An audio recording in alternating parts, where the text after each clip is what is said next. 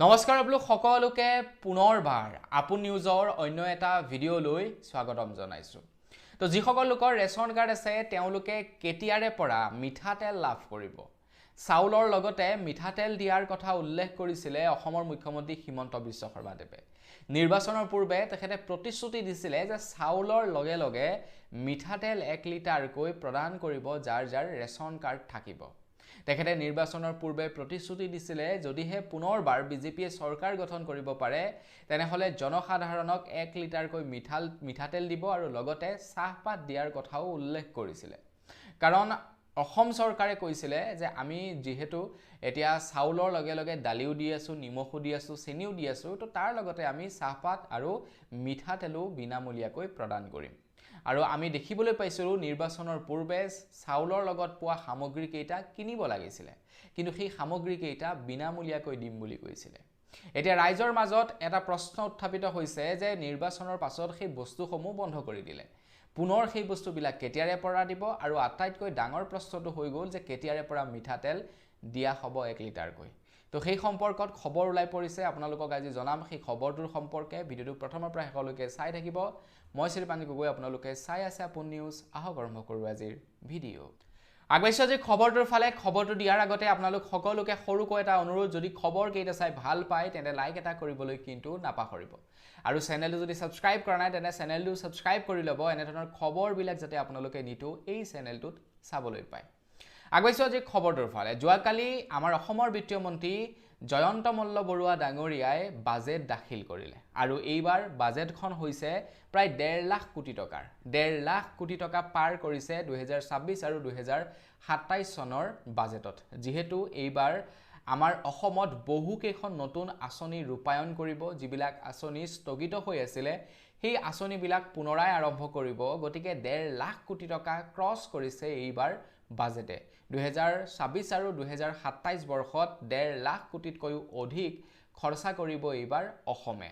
আৰু এইবাৰ কিন্তু আমাৰ অসমৰ যিসকল বিধায়ক আছে বিধায়কসকলৰো বিধায়ক পুঁজি বৃদ্ধি কৰি দিয়া হৈছে। এইবাৰ অসমৰ বিধায়কসকলৰ বিধায়ক পুঁজি 1.5 কোটি টকালৈ বৃদ্ধি কৰি দিয়া হৈছে। ইয়াৰ আগৰলৈকে আছিলে 1 কোটি টকা, এইবাৰ 1.5 কোটি টকা বিধায়ক পুঁজিলৈ বৃদ্ধি কৰি দিয়া হৈছে। মানে পাৰ ইয়াৰ 1.5 কোটি টকাকৈ খৰচা কৰিব পাৰিব। আগন্তুক বাজেটত সেই 1.5 কোটি টকাটো 2 কোটি টকালৈ আগবঢ়াই নিয়া হ'ব বুলি ঘোষণা কৰা হৈছে। তো বন্ধু বান্ধৱীসকল, যিহেতু বাজেট ঘোষণা কৰিলে বাজেটতে খবৰ ওলাব লাগিছিলে মিঠাতেল কেতিয়া দিব বুলি, তো সেইবাবে ভাবিলোঁ আপোনালোকক জনাই দিওঁ। বহুতে এই বাজেটৰ বাবে ৱেইট কৰি আছিলে আৰু মুখ্যমন্ত্ৰী হিমন্ত বিশ্ব শৰ্মাদেৱেও নিৰ্বাচনৰ ৰিজাল্ট দিয়াৰ পাছত বা চৰকাৰ গঠন কৰাৰ পাছত কৈছিলে যে নেক্সট বাজেট যেতিয়া দাখিল হ'ব, বাজেট দাখিল হোৱাৰ পাছতেই আপোনালোকে লাভ কৰিব এই বিনামূলীয়া সামগ্ৰীসমূহ। গতিকে যোৱাকালি যিহেতু বাজেট দাখিল কৰা হৈছে, তো সেই বাজেটত বাৰু আপোনালোকক মিঠাতেল দিয়াৰ কথা উল্লেখ কৰিছেনে? এতিয়া মিঠাতেলৰ কথা কোৱাৰ আগতে আপোনালোকক যদি ক'বলৈ যাওঁ, যিবিলাক সা সামগ্ৰী নেকি আগৰে পৰা প্ৰদান কৰি আছিলে সেই সামগ্ৰীসমূহ আগষ্ট মাহৰ 1 তাৰিখৰ পৰা প্ৰদান কৰিব বুলি জনাইছে। যেনে ধৰি লওক আপোনালোকক যদি ক'বলৈ যাওঁ, আপোনাৰ যিবিলাক নেকি ধৰি লওক চেনি আছিলে, নিমখ আছিলে, দালি আছিলে, সেই বস্তুবিলাক আগষ্টৰ 1 তাৰিখৰ পৰা দিব। আৰু তাৰ লগতে ৰেচন কাৰ্ডৰ লগত জড়িত যিবিলাক আঁচনি আছিলে সেই আঁচনিবিলাকো 1 আগষ্ট তাৰিখৰ পৰাই প্ৰদান কৰিব। যেনে অৰুণোদয় আঁচনি হৈ গ'ল, কৃষকক 11,000 টকাকৈ দিয়াৰ কথা উল্লেখ কৰিছে। তাৰ লগতে অন্যান্য যিবিলাক নেকি আঁচনি আছিলে সেই আঁচনিসমূহো এতিয়া 1 আগষ্ট তাৰিখৰ পৰাই মুকলি কৰিব বুলি জনাইছে। এতিয়া পোনপটীয়াকৈ আমি মিঠাতেলৰ কথা একো পোৱা নাই ৰেচন মানে বাজেটখনত যে মিঠাতেল দিয়া হ'ব 1 লিটাৰকৈ, তো সেই সম্পৰ্কে আমি একো তথ্য পোৱা নাই। কিন্তু যিবিলাক ৰেচন কাৰ্ডৰ সামগ্ৰী আছে সেই সামগ্ৰীসমূহ 1 আগষ্টৰ পৰা দিয়াৰ কথা উল্লেখ কৰিছে। এতিয়া খবৰ ওলাই পৰিছে চৰকাৰে যো জা চলাইছে যে খুব সোনকালেই ৰেচন হিতাধিকাৰীসকলক মিঠাতেল দিবৰ বাবে। কিন্তু এই যি নেকি 1 আগষ্টৰ পৰা দিয়াৰ কথা আছিলে, 1 আগষ্টৰ পৰা আপোনালোকে মিঠাতেল লাভ নকৰিব। 1 আগষ্টৰ পৰা আপোনালোকে ৰেচন কাৰ্ডৰ লগত জড়িত বাকী যিবিলাক সামগ্ৰী আছে সেইবিলাক লাভ কৰিব। এতিয়া চাউলটোতো আপোনালোকে এতিয়াও লাভ কৰি আছে আৰু 1 আগষ্টৰ পৰাও লাভ কৰিব। লগতে যিবিলাক নেকি নিমখ, চেনি আৰু দালি দিছিলে সেই নিমখ, চেনি, দালি আপোনালোকে 1 আগষ্ট তাৰিখৰ পৰা লাভ কৰিব বুলি জনাইছে। এতিয়া আগতে 100 টকাকৈ দিব লাগিছিলে, এতিয়া 100 টকা দিব লাগিবনে একেবাৰে বিনামূলীয়াকৈ আনিব পাৰিব সেই সম্পৰ্কেও এতিয়ালৈকে একো জনোৱা নাই।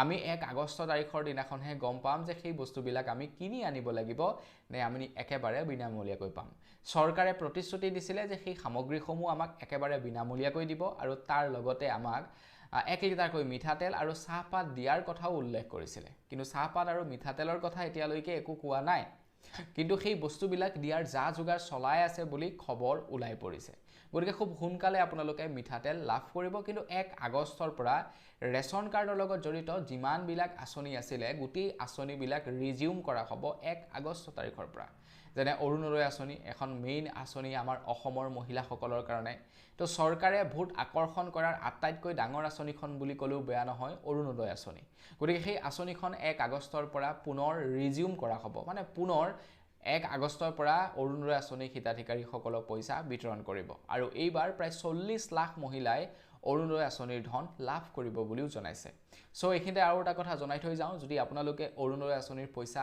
এপ্লাই কৰিছিলে বা পাই আছিলে কেৱাইসি কৰক আধাৰ কাৰ্ডৰ সৈতে আপোনাৰ বেংক পাছবুকখন লিংক কৰক নহলে কিন্তু অৰুণোদয় আঁচনিৰ পইচা আপোনালোকে নাপাব আকৌ সেইখাৰ কথা মনত ৰাখিব 1 আগষ্টৰ পৰা অৰুণোদয় আঁচনিৰ পইচা আপোনালোকক বিতৰণ কৰা হ'ব এটা মেইন কথাটো হৈ গ'ল যে মিঠাতেল কেতিয়াৰ পৰা দিব সেই সম্পৰ্কে এতিয়ালৈকে বিতংভাৱে কোৱা নাই যদিও সোনকালেই দিয়াৰ ব্যৱস্থা কৰিছে বুলি খবৰ ওলাই পৰিছে আৰু খুব সোনকালে হয়তো আপোনালোকে মিঠাতেলো লাভ কৰিব কিন্তু বাকি সামগ্ৰীবিলাক 1 তাৰিখৰ পৰা পাই থাকিব তো আজি ভিডিও জনাবলগীয়া সৰুটা ইনফৰমেশন ইমানে আছিলে জানি কেনে পালে কমেন্ট সেকশনত জনাব যদি ভাল লাগিলে লাইক এটা কৰি থৈ যাব চেনেল যদি সাবস্ক্ৰাইব কৰা নাই সাবস্ক্ৰাইব তো কৰি ল'ব পুনৰ এটা ভিডিও লগ পোৱাৰ কাৰণে বিদায় মাগিছো ধন্যবাদ জয় অসম